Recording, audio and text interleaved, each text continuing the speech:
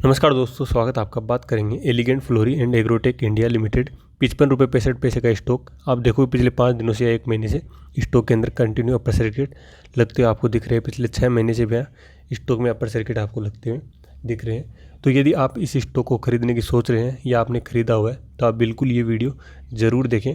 काफ़ी छोटा ही वीडियो रहने वाला है। तो अब सबसे पहले अगर स्टॉक को लेकर हम बात करें, उससे पहले आपको बता दूं, यदि आप बेस्ट पेनी स्टॉक सर्च कर रहे हैं और शेयर मार्केट के टर्म्स जानना चाहते हैं तो लिंक मिलेगा आपको डिस्क्रिप्शन में, आप चेक कर सकते हैं।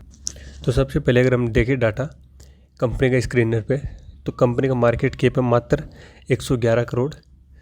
नंबर 2, यहाँ पे जो कंपनी का बुक वैल्यू है तो 10 रुपये। ROC माइनस में है, ROE कंपनी का माइनस में है, EPS कंपनी का माइनस में है, प्रॉफिट ग्रोथ 12%, सेल्स ग्रोथ 26%।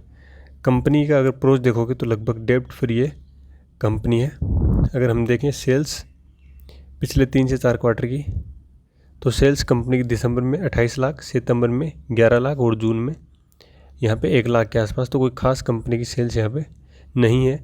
और अगर आप इनकम देखोगे तो अदर इनकम कंपनी की ज़्यादा है, और अदर इनकम में देखेंगे तो इंटरेस्ट से यहाँ पे कंपनी को इनकम हुई है। और दूसरा जो सोर्स है वो अदर इनकम नॉर्मल, ये यहाँ पे कुछ डिस्क्लोज नहीं है। नेट प्रॉफिट अगर आप देखोगे तो कंपनी का नेट प्रॉफिट 21 लाख, 29 लाख और 8 लाख के आसपास है।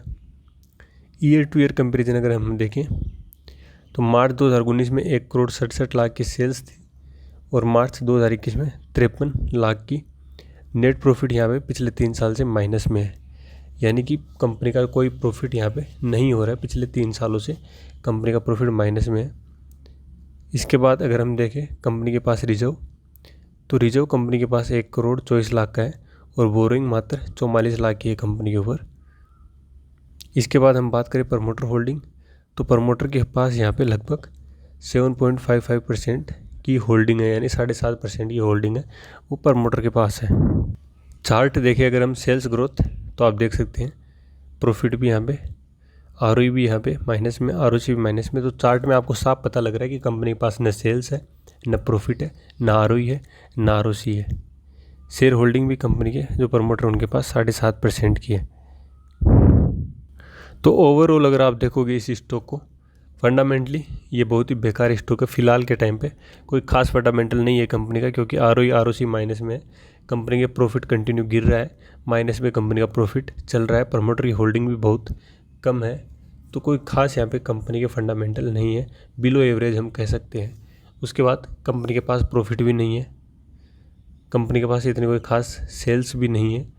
और अगर आप देखोगे कंपनी के जो कंटिन्यू यहाँ पे रिजर्व है वो थोड़ा बहुत बढ़ा है, लेकिन कंपनी के ऊपर बोरोइंग भी है, कंपनी के ऊपर डेब्ट भी थोड़ा बहुत है। तो यहाँ पर भी हम नहीं कह सकते कि कंपनी बिल्कुल डेब्ट फ्री है।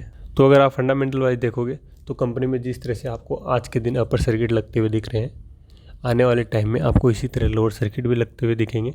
क्योंकि आप देखोगे TTML, गीता रिन्यूएबल एनर्जी और भी बहुत सारे स्टॉक है जिनमें आपको कंटिन्यू अपर सर्किट लगते हुए दिखे। और ऑलरेडी हमने उन पे वीडियो बनाया था कि जो भी अपर सर्किट लोअर सर्किट वाले स्टॉक है, इनमें कई बार जिस तरह से अपर सर्किट लगते हैं सेम उसी तरह लोअर सर्किट लगते हैं। जिस तरह से हम अभी इजीली नहीं खरीद पाते हैं, उस टाइम पे हम इजीली नहीं बेच पाते हैं। तो इस स्टॉक में आप अगर लॉन्ग टर्म शॉर्ट टर्म के लिए बिल्कुल होल्डिंग लेने की सोच रहे हैं तो बिल्कुल आपको यहाँ पे अपने फाइनेंशियल एडवाइज़र से सलाह लेने की ज़रूरत है, क्योंकि स्टॉक उस लायक है नहीं, ना फंडामेंटल के हिसाब से, ना बैलेंस शीट के हिसाब से, ना रिजर्व, किसी भी हिसाब से यहाँ पे स्टॉक फॉर लॉन्ग टर्म और शॉर्ट टर्म के लिए नहीं है।